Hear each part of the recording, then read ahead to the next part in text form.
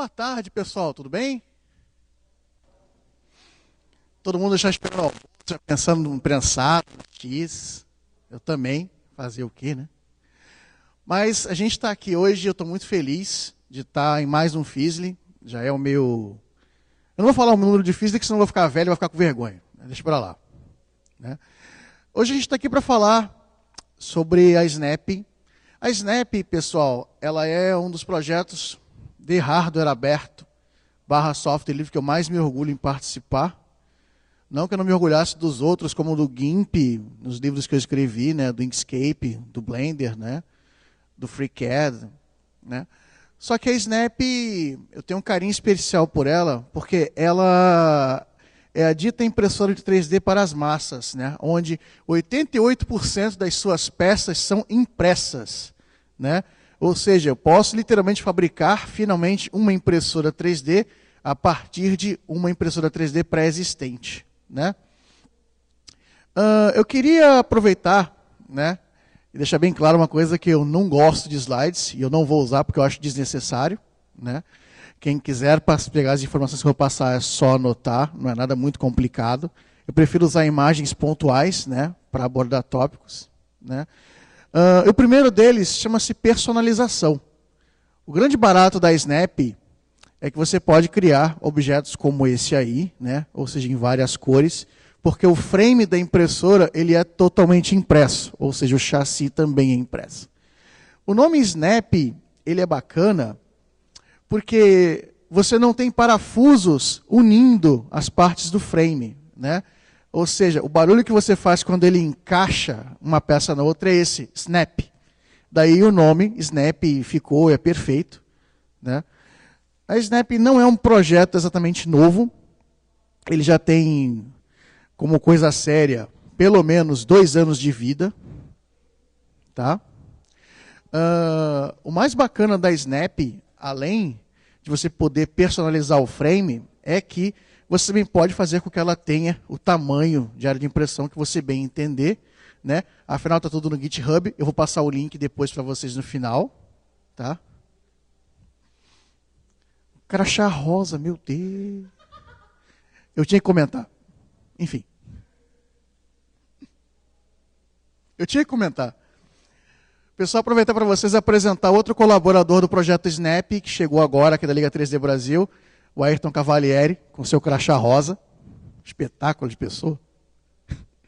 Desenvolvedor também, desenvolve bem também.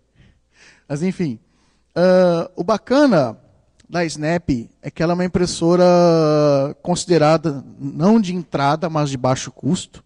Né? Tem uma diferença ferrenha sobre isso. O que é uma impressora 3D de entrada? O pessoal da China vende impressoras 3D a partir de $200, ou em promoções a partir de $149 hoje. O problema é que essas impressoras elas pegam fogo. Ou seja, eletrônica e alta temperatura não combina, né? Ainda mais quando você não usa a fiação adequada, coloca fios desencapados e por aí vai. É o que o pessoal da China faz. Né? E me entristece ver no ramo da impressão 3D, né? Principalmente no ramo RapRap, que é o segmento de código aberto e hardware aberto das impressoras 3D, né? Ver gente comprando esse tipo de máquina, como Anet A8 e outras impressoras baratas do segmento, né? Que quando vem para o Brasil, passa pelo Triângulo das Bermudas de Curitiba, a pessoa é taxada e a impressora acaba saindo por quase R$ 1.500 para ela descobrir que o negócio não funciona. Né? Outro problema dessas impressoras de entrada / baixo custo, né, quando é os dois casos, é que o frame costuma implodir. Isso mesmo, não vem com nada embaixo. Então, com o peso, as arruelas tendem a entortar e o frame a inclinar em 90 graus no meio. O que é uma coisa que não é muito agradável quando você está imprimindo uma peça. Né? Não só porque o trabalho pode ser desperdiçado, né? Como também a própria impressora pode ruir e você ficar sem equipamento depois. Tá? Eu ia trazer uma Snap para cá, né, para vocês verem ela ao vivo e a cores, só que eu acabei tendo um probleminha, assaltar a minha casa. Isso não foi muito divertido, acontece. Mas fazer o quê? Aí eu tive que preparar mudanças pressas para outro imóvel e achar ela no meio das caixas ia ser meio difícil. Desmontar um apartamento em... Quanto tempo foi? 12 horas? Meio complicado. Mas enfim, o que importa é que nós viemos e eu tenho a bonitinha aqui para mostrar para vocês.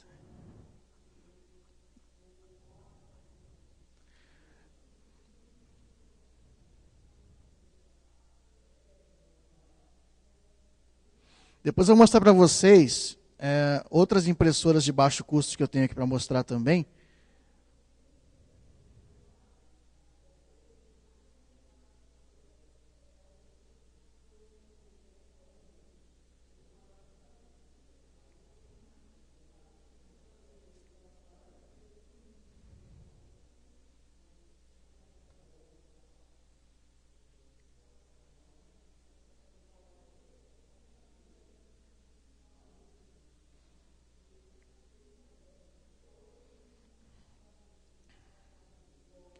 Essa aqui é a versão 3 do projeto já. Tá? Já estamos na versão 3.0 da Snap. A versão 1, ela tinha basicamente as duas torres, né? Você tinha uma coluna de cada lado. Só que o carro do eixo X e do eixo Y não eram integrados. Então, você tinha vários problemas, como, por exemplo, o hot end ficar bambeando, né? E as peças saírem com linhas de expressão, esse tipo de coisa. Tá? A versão 2, isso foi corrigido, mas existiam alguns problemas de durabilidade. Né? Algumas peças arranhavam umas nas outras. Né? E, com o tempo, você tinha que reimprimir algumas coisas devido ao desgaste natural. Tá? Na versão 3, isso parou. Tá? A Snap ela pode vir ou não com mesa aquecida. Depois eu vou explicar um pouquinho como é que funciona uma impressora 3D FDM, tá? Que é o padrão Snap e outras impressoras de baixo custo, né? E outras não tão baixas assim. Tá? Mas o mais bacana da Snap é o seguinte, como vocês podem notar, todas as partes que você vê aí são impressas, tirando os motores, a controladora que é o Arduino e a Ramps, né? Tudo é impresso. Então eu não preciso me preocupar em comprar alguma coisa fora ou se quebrar eu ficar na mão sem assistência técnica. Tá? Isso que é o mais bacana da Snap. Agora eu vou mostrar para você uma foto da minha Snap. Essa aí é a minha. E sim, a minha foi feita a partir de uma outra Snap, uma Snap 2. Tá? Eu não tenho só Snaps no meu plantel, eu tenho impressoras de fabricantes fechados, de fabricantes que utilizam código aberto, eu tenho os dois. Tá? A gente está com quantas printers? 8, né? 9 printers no plantel, né, hoje. Isso porque já tem mais uma Snap em construção, né? Para suprir a demanda do Lab, né? E, orgulhosamente, a gente já vendeu 6 máquinas dessas no Brasil. Né? Todas estão em construção para serem entregues agora, depois da greve dos caminhoneiros. Né? E o mais bacana é que eu não tenho que me preocupar tanto com o frete, porque se alguma coisa quebrar é fácil substituir. Né? A menos que eles quebrem um motor de passo, né? Mas para quebrar um motor de passo, o cara não tem que ser cavalo, o cara tem que ser boi mesmo. Né? Mas, enfim... O grande barato da Snap é eu poder modificar ela ao meu bel prazer, né? Não só em cores, mas também o frame e tudo mais. Tanto que daqui a uns 2 meses, no Git da Snap, a gente deve colocar uma pastinha chamada Snap BR, né? Que será a nossa versão da Snap, né, final, com algumas modificações para a versão americana. Tá? A modificação principal que nós fizemos na Snap está justamente na subida do eixo Z. Porque a Snap ela é impressa em um material chamado PLA, também conhecido como fandangos da impressão 3D, porque ele é derivado do milho, né? Ele é biodegradável, isso mesmo. Então, se você enterrar uma peça feita de PLA na natureza, depois de 5 anos ela some. Tá? Isso mesmo. Só que se você deixar ela no ambiente indoor, né, não acontece nada, né, ela aguenta muito bem.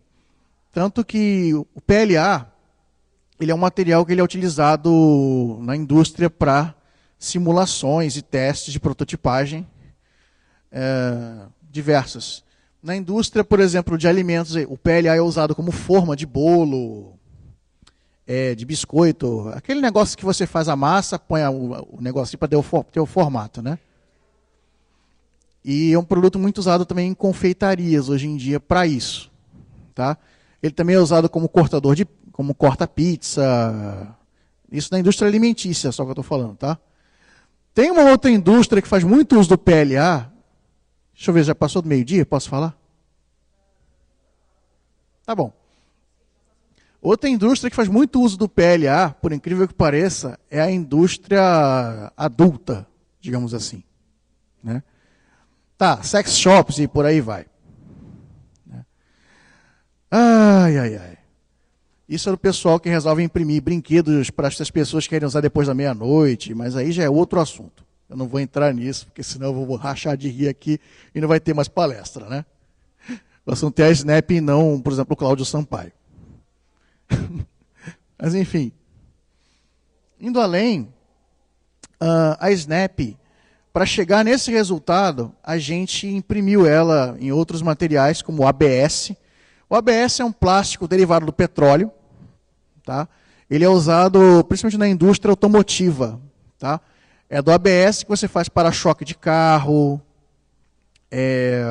retrovisores. E até bem pouco tempo atrás, se usava para fazer aquele encaixe do cinto de segurança do carro.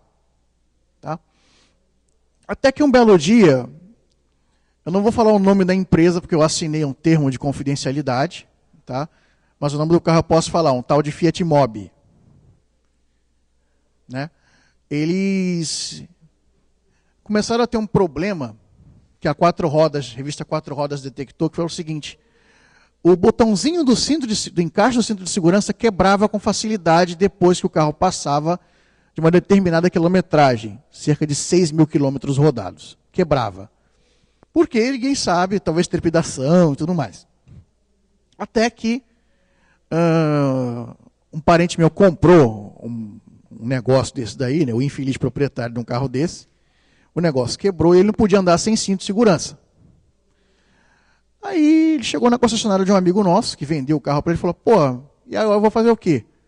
Aí o cara chegou e falou para ele assim: olha, essa peça que quebrou do seu carro, ela vai levar 2 semanas para chegar, porque eu tenho que pedir da fábrica. Ele, tá, né? Quanto é que vai custar? Ah, R$250. Ele, pô, mas R$250 uma peça de 6 centímetros? Ele, tipo isso. Aí eu falei para o dono da concessionária assim: olha, a gente não pode fazer o seguinte, deixa eu ver a peça, eu modelo a peça de novo, a gente imprime e mexe no carro dele, não pode ser? Aí o cara, olha, eu vou consultar a fábrica. Eu, honestamente, estava esperando um mega não como resposta. Mas aí, o que foi que eles disseram? Sim, faz o teste. Tá bom. Modelei a peça lá, tal, coloquei.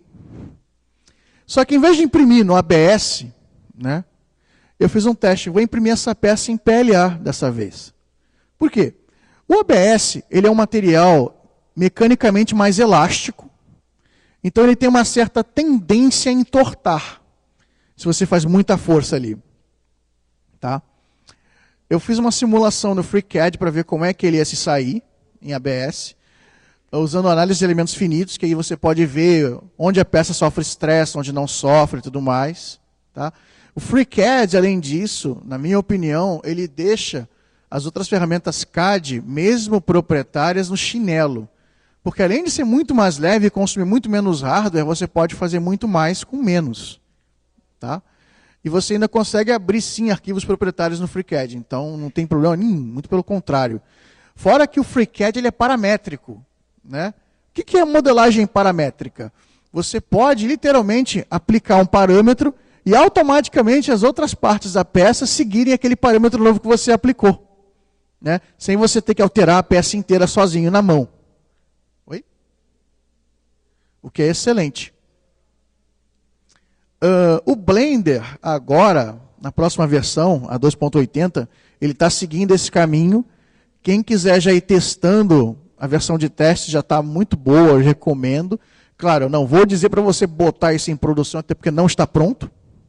Tá? Faltam um monte de comandos ainda a serem implementados, faltam pedaços da interface, mas para você já ir vendo os avanços, já dá para ter uma clara certeza do que vai vir pelos próximos 3 meses aí à frente. Tá? A versão 2.79 ela continua recebendo patches, né? E já tem um patch sobre isso, que é a inclusão nativa do ArcMesh, que é uma ferramenta que praticamente transforma o Blender em CAD. Tá? Só que a diferença primária do Blender para o FreeCAD é a seguinte.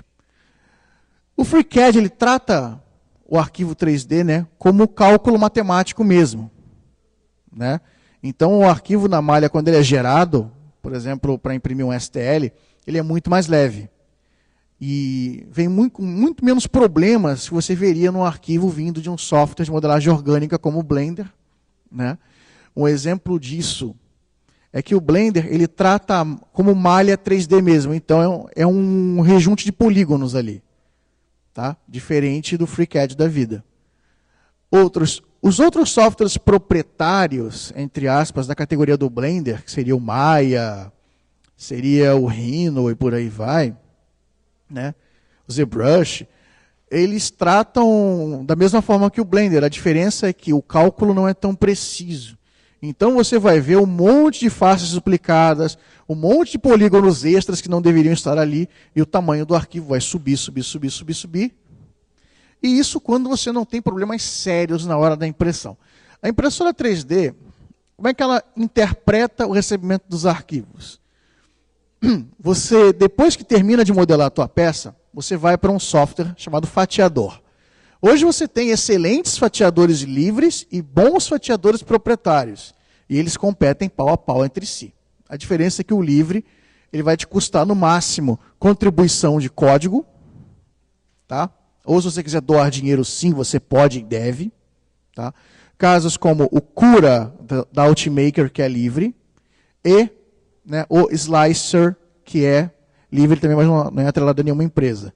Eu vou deixar os nomes depois deles aqui para vocês verem, tá? A diferença é que no lado proprietário a gente tem o Simplify 3D, tá? Que custa $400 a licença. Tá? Para pelo menos 2, 3 máquinas, porque ninguém é louco de ter uma máquina só. Tá? Eu vou um pouco mais além, que é o seguinte. Por que eu digo que no lado livre vai te custar pelo menos contribuir com o código? Porque eu nunca poderia te dizer que software livre é software grátis. Jamais eu posso dizer para você uma coisa dessas. Porque não é. Alguém paga sim a conta. Alguém paga a conta para você usar o Blender. Alguém paga a conta para você usar o GIMP. Alguém paga a conta para você usar o Slicer. Então, contribuir não vai cair a mão. Principalmente se você sabe codar. Principalmente se você sabe o que está fazendo na frente do computador. Então, colabora aí. Não fica parado, não. Você veio para o Fizzly, mais um motivo além de você conhecer, quer usar a ferramenta, legal, contribui com a gente. Doa um pouco do seu tempo. Não é nada demais. Agora, falando nisso, depois que você termina a peça, ela vai para o fatiador, né? O que o fatiador faz? Ele vai transformar aquele arquivo em 3D em coordenadas, né? Gerando um arquivo chamado G-Code. O que o G-Code é? Ele nada mais é do que um conjunto de instruções e coordenadas para que os eixos da impressora possam seguir, né? E aí você ter o seu projeto impresso em 3D. Tá?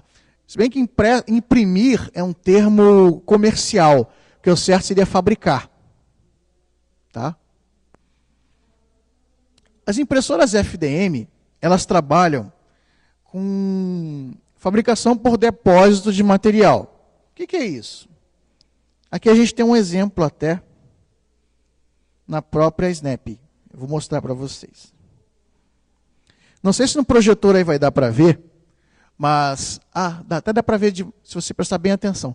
Você vai ver pequenas linhas, né? Pequenas camadas umas sobre as outras. Né? É assim que você vê o trabalho sendo impresso, sendo feito. Né? Primeiro uma camada, subir um pouquinho, depois outra camada, sobe um pouquinho e por aí vai.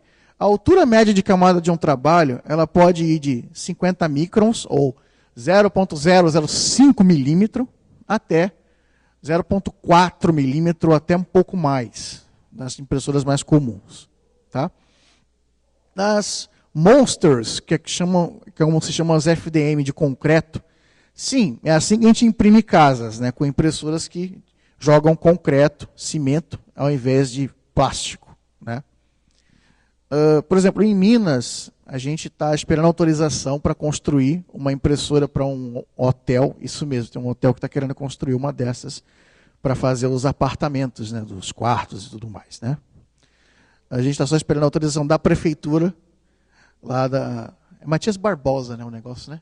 De Matias Barbosa, cidade perto de Juiz de Fora, para poder construir essa belezinha, né, que vai ser montada sobre 2 carretas de 16 rodas e imprimir apartamentos de até 68 metros quadrados cada um. Pois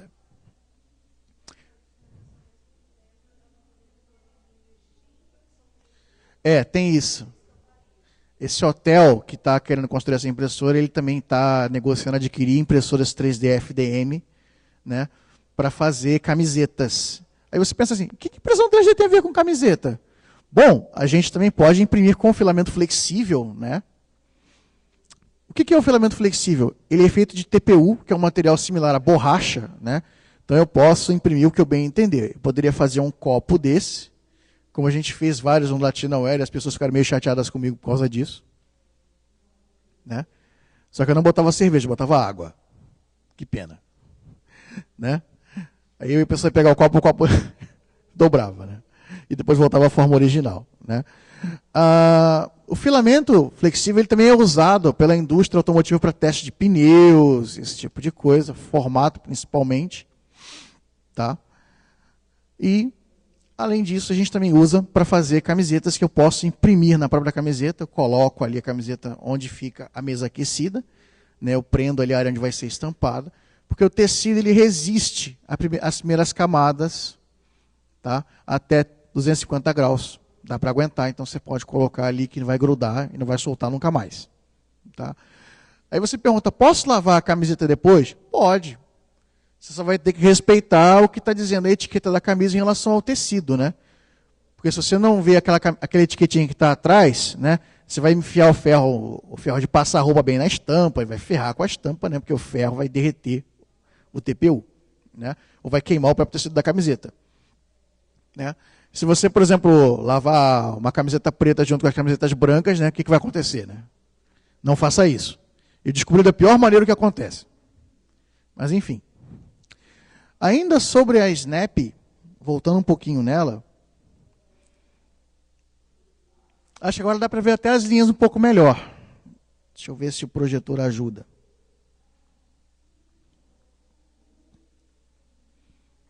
Dá para ver. Dá para ver. A Snap, ela geralmente é impressa a 0,2 milímetro, tá, de altura de camada. Fica bem resistente o negócio mesmo.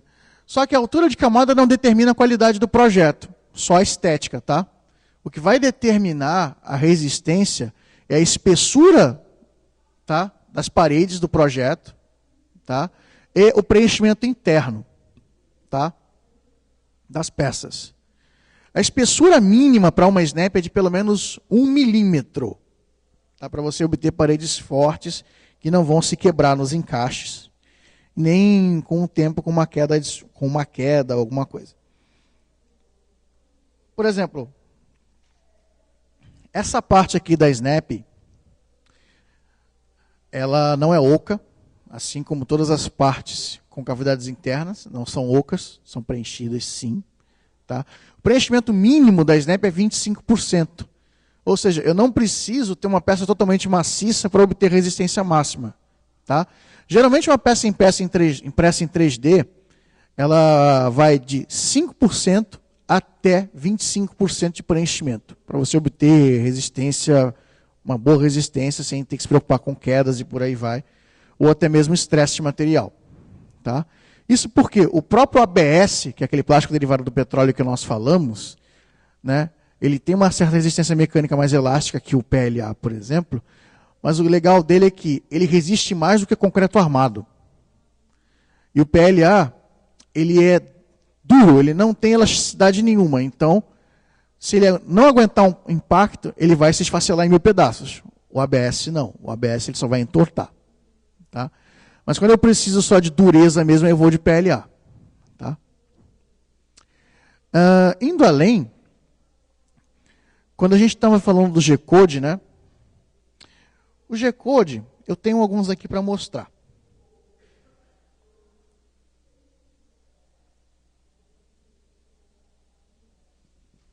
Deixa eu pegar um aqui.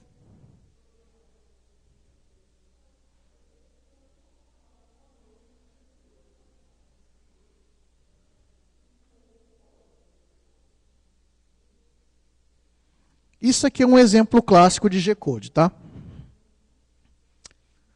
O que é o G-Code? Ele é um arquivo feito no fatiador. Depois eu vou abrir um fatiador para a gente ver como é um fatiador livre, tá? Onde ele vai colocar as coordenadas para os eixos. Tá? O cabeçalho ele é composto de comandos que o Arduino vai receber, né, para poder deixar a impressora pronta para funcionar. Ou seja, ele vai alinhar os eixos, né, ele vai aquecer a mesa, ele vai aquecer a extrusora, para aí sim ele começar a trabalhar. Tá? É isso que faz basicamente o cabeçalho do G-Code. Tá? E esse G-Code, inclusive, quem fez foi o Cláudio Sampaio, grande amigo nosso, que não pôde estar aqui hoje, mas ele manda lembranças. Tá? E aqui embaixo vem a parte que nos interessa de verdade. Tá? Por exemplo, aqui você vê, para cada eixo tem uma coordenada.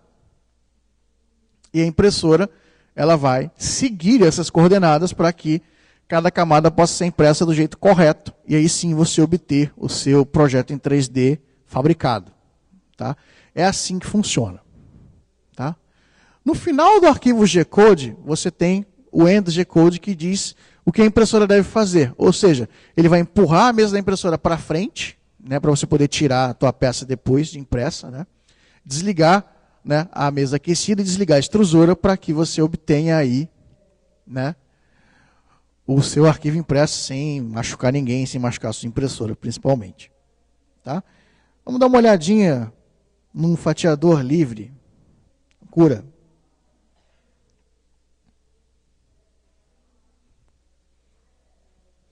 O Cura, ele é um software muito especial, porque tem o Cláudio Sampaio trabalhando na tradução oficial dele para português brasileiro, né? Além dele, inclusive, né, aceitar qualquer impressora que você venha a possuir. Pode ser fabricada por você mesmo, como o caso da Snap, ou não. Pode ser uma impressora comprada, tanto da empresa Ultimaker mesmo, né, que faz boas impressoras, mas muito caras, né, ou você comprar uma impressora nacional ou você mesmo fabricar a sua. Tá? Eu vou importar uma peça para cá, para vocês verem como é o processo.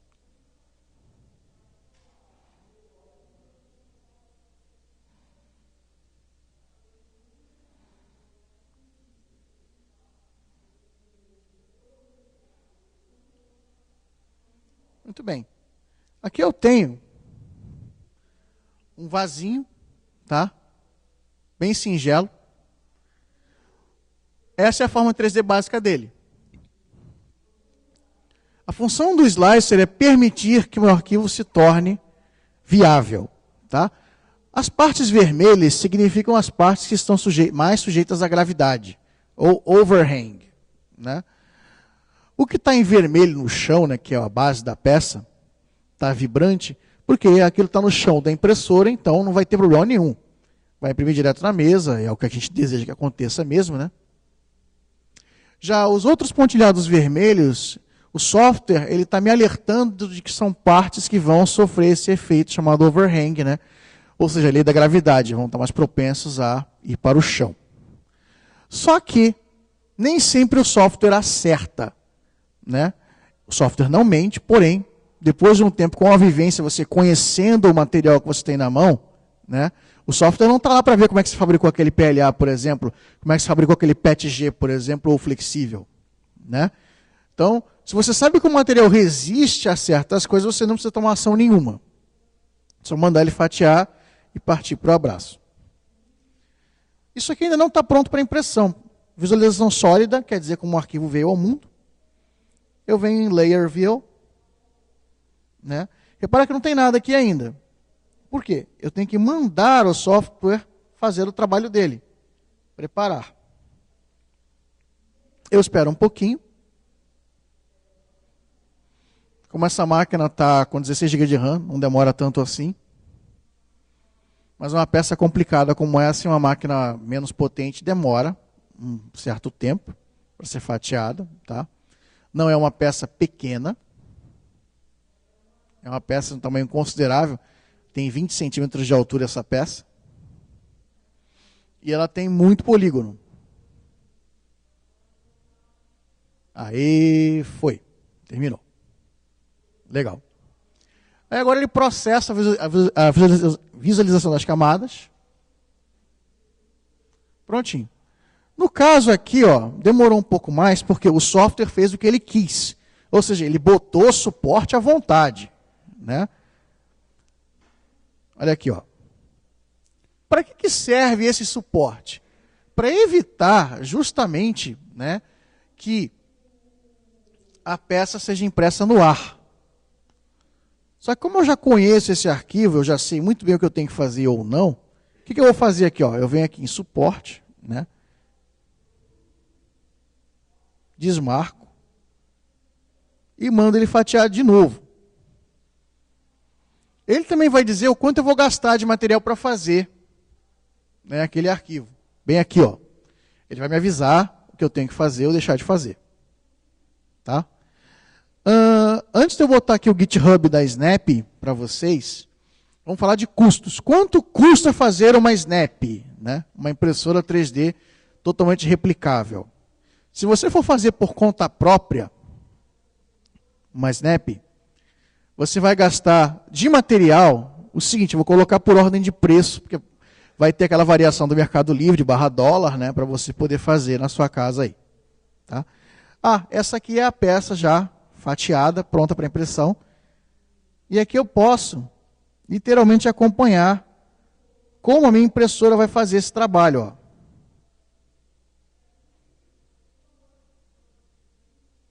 Tá? Aí eu posso acompanhar como é que ela vai fazer e tudo mais. Ou simplesmente apertar o play aqui que ele vai sozinho. Tá? Aí eu vejo o que a impressora faz ou deixa de fazer. Olha, o frame da Snap, para fabricar, você vai gastar em torno de 3 kg de filamento. 3 kg de PLA que você pode comprar da cor que você quiser. Pode ser o modelo rosa Ayrton, pode ser o vermelho rasgris, pode ser o preto patola e por aí vai. Tá? Isso, em média, no Mercado Livre, está custando R$300, tá? De material. O legal do frame da Snap é que ele imprime todas as outras partes móveis junto com o frame. Então, o gasto de filamento acaba compensando. O Arduino Mega, com ramps, o kit hoje está custando, em média, R$150 no Mercado Livre. Tá? Uma fonte decente de 350 watts real, automotiva, que é o que se usa na impressão 3D, 12 volts, ela custa entre R$80 e R$100 uma boa fonte. Tá? Ou se você não comprar na internet, acabar comprando no varejo, você vai pagar mais caro.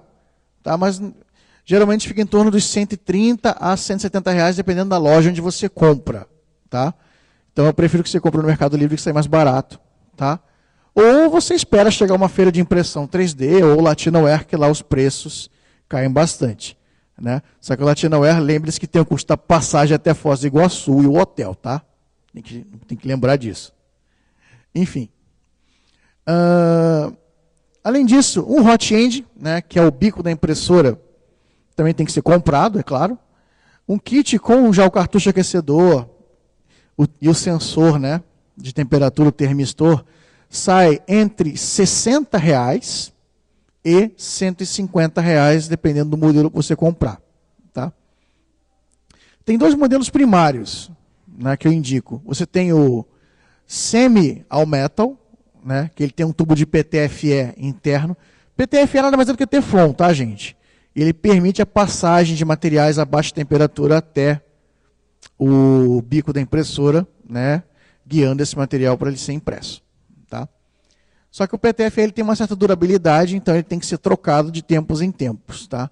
O tubinho de PTFE ele costuma custar entre R$ 3 e R$ 6. Tá?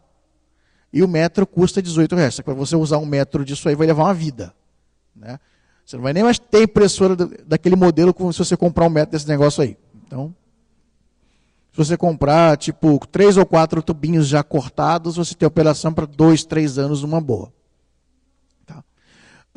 A outra impressora, o outro hot end é o all metal, né? Ele não tem tubo de PTFE nenhum dentro, só o Teflon mesmo, já no material. Tá? E você vai imprimir com ele até um dia que ele dizer chega. Ou seja, vai imprimir durante muitos anos até esse material apresentar algum defeito. Tá? Ele é um pouco mais caro? É, mas compensa o investimento, tá? Compensa. Até porque R$ 20 a mais não vai matar ninguém, né? O que você compra com R$ 20 hoje? Você nem bota gasolina no carro direito com isso. No Rio a gente chegou à marca dos R$ 7 o litro, então não dá mesmo. Enfim. Outro custo que você vai ter com fiação, né? A fiação de qualidade você vai gastar aí no chicote de fios R$ 6, um pouco menos, dependendo da loja de eletrônica que você comprar. Tá? O visor LCD tem vários modelos, né? Eu aconselho você comprar um que tenha leitor de cartão de memória, né? Que aí você pode dispensar o uso do computador enquanto usa a impressora. A gente faz isso no laboratório, né? Até porque ninguém mais tem tempo de deixar um notebook ou um computador atrelado a uma impressora 3D, né? A gente não deixa mais. Tá? Um LCD decente está na faixa de R$ 90 a R$ 120, tá? É o custo que você vai ter, em média. Outro custo que você eventualmente possa ter, mas que não é essencial, eu não acho, é o sensor de autonivelamento. Tá? Um sensor desse vai gastar R$ 79,90 em média. Tá? Então, com mais ou menos R$ 1.200, você já consegue montar uma Snap para você usar aí. Tá? Se você quiser uma mesa aquecida, não é essencial, mas se você quiser uma mesa aquecida, você vai gastar R$ 78,00 em média a mais. Tá? E para você poder imprimir sobre uma superfície boa, né, um vidro decente de 3 milímetros, né, R$ 7,00 é o que custa um vidro desse na vidraçaria já cortado em 200 por 200 milímetros, ou 20 por 20 centímetros. Eu falo tanto em milímetro porque na impressão 3D, milímetro é a medida padrão. Tá? Mesmo para as impressoras monstruosas. Tá? A medida padrão é essa. Não me perguntem por quê, que é assim, mas é assim que é.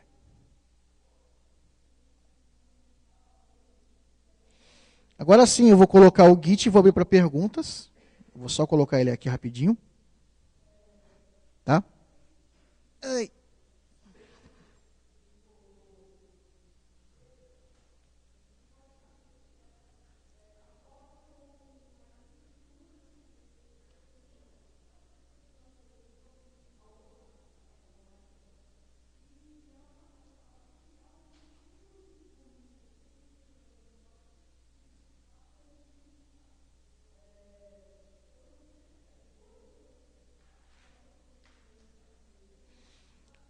Detalhe, o projeto Snap, ele já está totalmente pronto para impressão, tá? Então você não precisa se preocupar em ajustar nada no Blender ou no FreeCAD e por aí vai. Tá? Você já pode colocar ele aí direto.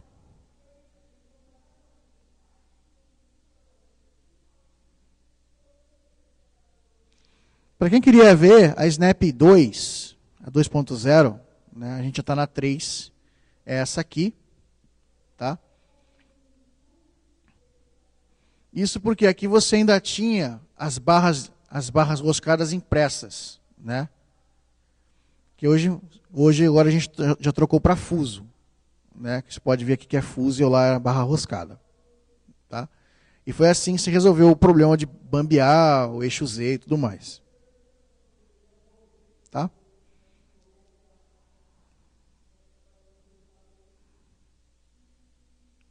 O Git é esse aqui. Tá? Eu vou colocar ele no Inkscape para ficar maior, né, para vocês poderem anotar direitinho. Se o mouse colaborar, eu vou adorar mais ainda.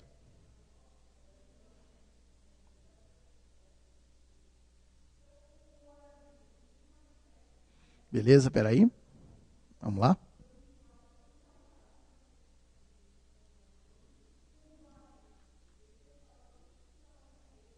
Dá para ler, não dá? Beleza, então. Esse é o endereço aí da Snap, tá? Vou deixar o endereço para quem quiser baixar o Cura também.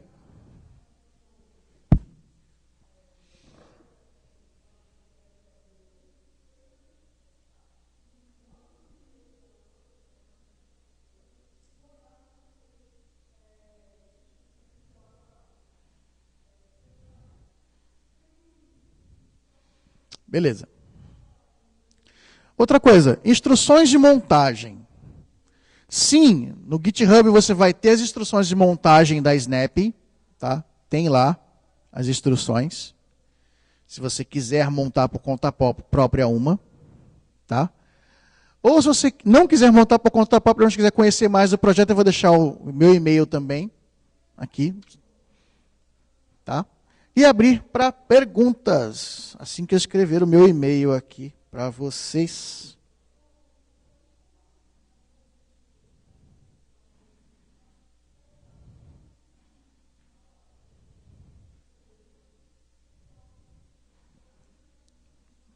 Beleza.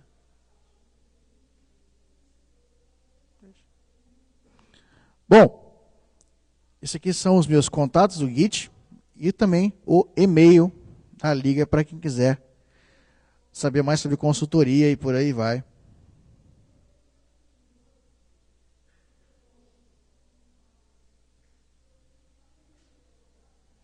Beleza? Então, se alguém tiver perguntas, o leilão está aberto. Pode falar.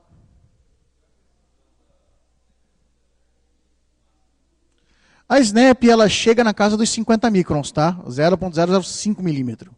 Tá? Se você utilizar um bico de 0,3 milímetro, ao invés do padrão de 0,4 de mercado, você consegue peças que servem até em óculos. Como é o caso do nosso amigo Ayrton, que, em vez de comprar um óculos novo, o cara ia lá para casa para ficar imprimindo peça de óculos o dia inteiro. Né? Isso que o cara dizia que preferia gastar R$100 em filamento, fazer um óculos roxo, do que ir na loja comprar o da Chili Beans. Fazer o quê, né? Paciência. Você passa ela no cartão, pô. Igual o filamento. Mais alguém? Oi. A Snap, a gente não vende o kit, tá? Por uma razão bem simples. O usuário, quando ele vai pegar uma impressora para ele mesmo montar, ele muitas vezes não vai saber como terminar aquilo do jeito correto. Tá? E ele vai acabar fazendo algumas besteiras que talvez a impressora não fique do jeito certo. Então nós preferimos nós mesmos fazer isso, calibrar, entregar montado, tá? Uma impressora 3D. Isso não é uma coisa que só nós fazemos. Tá? Todas as outras empresas preferem agir no Brasil da mesma maneira. Não entregar kit, montar a impressora, entregar funcionando bonitinho, tudo certo. Tá? Isso porque quando você vai você mesmo construir a sua impressora, né, vai ter coisas que a gente não pode prever. Né? Eu não sei, por exemplo, como é, se você vai fazer se você vai passar o chicote de fios no lugar correto, se você vai apertar os parafusos do jeito certo, se você não vai inverter os polos de montagem. Por exemplo, a gente costuma fazer em eventos de software livre e em eventos que a gente costuma ir, grandes como a Campus Party, o hospital de impressoras 3D, né, que é onde a gente gratuitamente arruma as impressoras 3D que as pessoas trazem na nossa mão. E teve uma menina que montou um projeto chamado Grabber, né, ela montou o eixo ao contrário. Então, por isso que a gente não vende kit, por causa dessas coisas. Tá? Sim, a gente vende a impressora inteira. Quem quiser, é só procurar que a gente vende. Oi? O valor da última versão que a gente está vendendo, da Snap, ela starta em 2.800. Tá? Aí leva garantia legal, suporte, etc, etc, etc.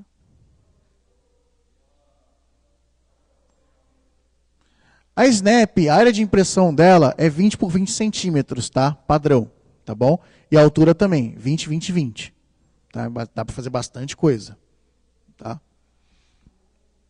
E a impressora, ela pesa aproximadamente 8 quilos, depois de pronta, a Snap, tá? É uma das mais leves que você vai achar por aí. Mais alguém? Dou-lhe uma. Opa. Ah, ótima pergunta. A mesa aquecida, ela serve para ajudar a tracionar o material na mesa durante a impressão. Tá? Certos materiais só imprimem com mesa aquecida, para você ter um bom desempenho e a peça não soltar no meio da impressão. Caso do ABS, tá? Caso, por exemplo, do PETG-A2, caso, por exemplo, de policarbonato e outros materiais dessa categoria. Já outros materiais, como, por exemplo, o TPU, o PLA, né? Você não precisa de mesa aquecida, tá? Mas é bom você ter. É aquela coisa, se você tem, beleza. Se você não tem, aconselho ter. Tá? E a nossa Snap, sim, ela vem com mesa aquecida. A gente não deixa aí sem, porque a gente acha que é essencial, ainda mais uma cidade como Porto Alegre, onde eu já vi até PLA envergar. Eu já vi. Mais alguém? Dou-lhe uma, dou-lhe duas, dou-lhe três. Opa! Oi?